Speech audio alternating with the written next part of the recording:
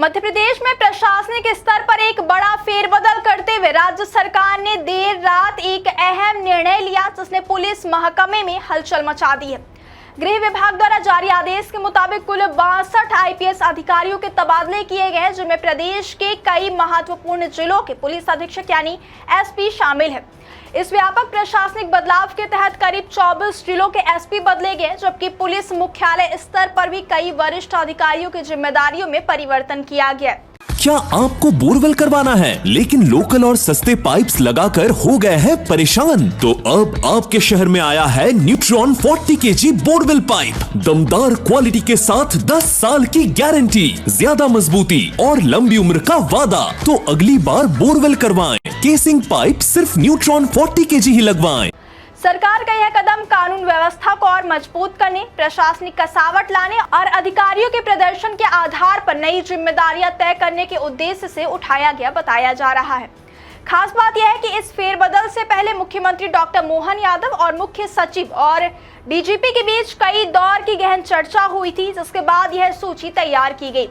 इस बड़े बदलाव के पीछे कई कारण सामने आए हैं। कुछ अधिकारियों का कार्यकाल 3 वर्ष पूरा हो चुका था, वहीं करीब 13 एसपी ऐसे थे जिन्हें पदोन्नति देकर डीआईजी बनाया गया। इसके चलते उनकी जगह नई नियुक्तियां करनी पड़ी। इसके अलावा कुछ जिलों में हालिया घटनाओं और कानून व्यवस्था की स्थिति को देखते हुए भी यह निर्णय लिया गया है।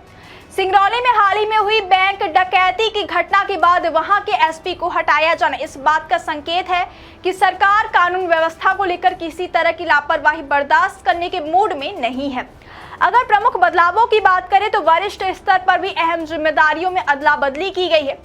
रवि कुमार गुप्ता को स्पेशल डीजी रेल से स्पेशल डीजी प्रशिक्षण की जिम्मेदारी दी गई, जबकि राजा बाबू सिंह को एडीजी प्रशिक्षण से एडीजी रेल बनाया गया है। डीपी गुप्ता को एडीजी शिकायत से एडीजी सामुदायिक पुलिसिंग और सोलोमन यश कुमार मिज को एडीजी पुलिस मुख्यालय से एडीजी शिकायत लेखा एवं कल्याण की जिम्मेदारी सौंपी गई है।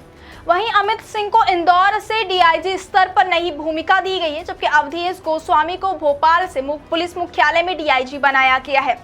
मध्य स्तर के अधिकारियों में भी व्यापक बदलाव देखने को मिले हैं। आसित यादव को भिंड से डीआईजी ग्वालियर बनाया गया, जबकि प्रशांत खरे, मनीष अग्रवाल, मनोज कुमार राय, रियाज इकबाल और राहुल कुमार लोढ़ा जैसे अधिकारियों को पुलिस मुख्यालय में महत्वपूर्ण जिम्मेदारियां दी गई हैं।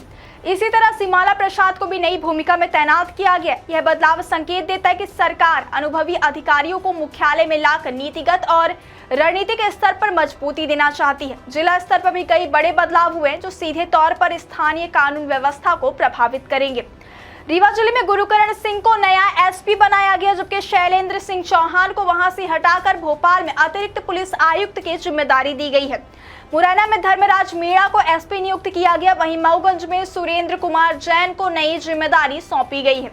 सिंगरौली में सियाज के एम को नया एसपी बनाया गया, जो पहले बालाघाट में पदस्थ थे। इसी तरह नीमच में राजेश व्यास, दतिया में मयूर खंडेलवाल, सीहोर में सोनाक्षी सक्सेना और सागर में अनुराग सुजानिया को नई जिम्मेदारियां दी गई हैं। इसके अलावा इंदौर और भोपाल जैसे बड़े शहरों में भी पुलिस उपायुक्त स्तर पर फेरबदल किया गया है। विकास कुमार सहवाल को सागर से भोपाल लाया गया, जबकि अमन सिंह राठौर को शिवपुरी से इंदौर भेजा गया है।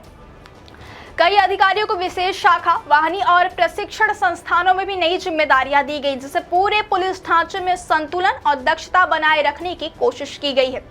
सरकार के इस कदम को प्रशासनिक सुधार की दिशा में एक बड़ा प्रयास माना जा रहा है। अधिकारियों के प्रदर्शन के आधार पर उनकी नई पदस्थापना यह संकेत देती है कि अब जवाबदेही और परिणाम पर अधिक जोर दिया जा रहा है। वहीं जिन जिलों में हाल के दिनों में अपराध या कानून व्यवस्था से जुड़ी चुनौतियां सामने आई थी, वहां नए अधिकारियों की तैनाती से स्थिति में सुधार की उम्मीद जताई जा रही है।